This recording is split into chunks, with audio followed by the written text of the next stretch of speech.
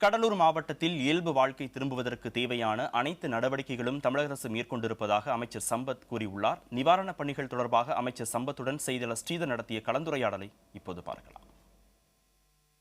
Sir, தொடர்ந்து கடலூர் மாவட்டத்தில் எந்த அளவுக்கு பாதிப்பு ஏற்பட்டது, என்ன மாதிரி நடவடிக்கைலாம் எடுத்துறீங்க, அரசு உங்களுக்கு என்ன மாதிரிலாம் தகவல் கொடுத்திருக்காங்க சார்? மாண்புமிகு தமிழக முதலமைச்சர் இதயதேவன் டாக்டர் புரட்சித் தலைவர் அம்மாவுடைய ஆணைக்கிணங்க கடலூர் மாவட்ட மக்களுடைய இயல்பு வாழ்க்கை உடனடியாக திரும்புவதற்குண்டான போர்க்கால அடிப்படையில் நடவடிக்கை மேற்கொள்ளப்பட்டு வருகிறது.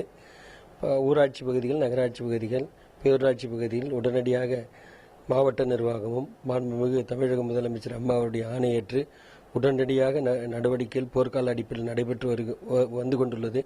மேலும் தற்சமயம் கணக்கெடுக்கின்ற பணிகள் விரைந்து முடிக்க மாவட்ட நிர்வாகம் மேற்கொண்டு வருகிறது.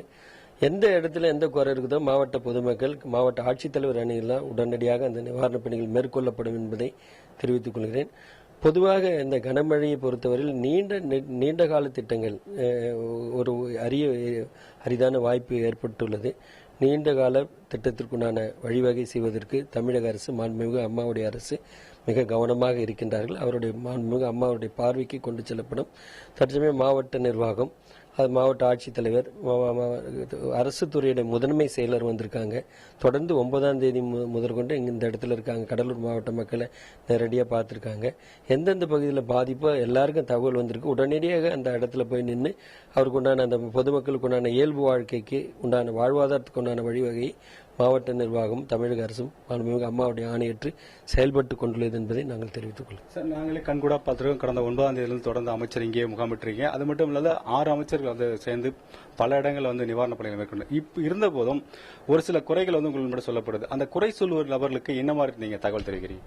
குறை வந்து அது பொதுமக்களுடைய இயல்பு நிலைமை தான்.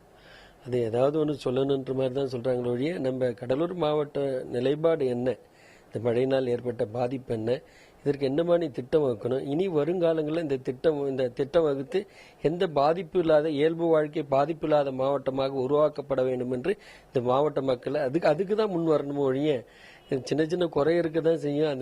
அதெல்லாம் பக்கம் கூட தான் பார்த்துட்டு இருக்கோம். சார், இன்னும் அரசுக்கு எவ்வளவு இழப்பீடு நீங்க தெரிவித்திருக்கீங்க? அரசு வந்து தொடர்ந்து என்ன மாதிரி நடவடிக்கைலாம் தற்போது எடுத்து வராங்க? இதுவரை 23 கோடி ரூபாய் இழப்பீட்டு தொகை வழங்கப்பட்டுள்ளது.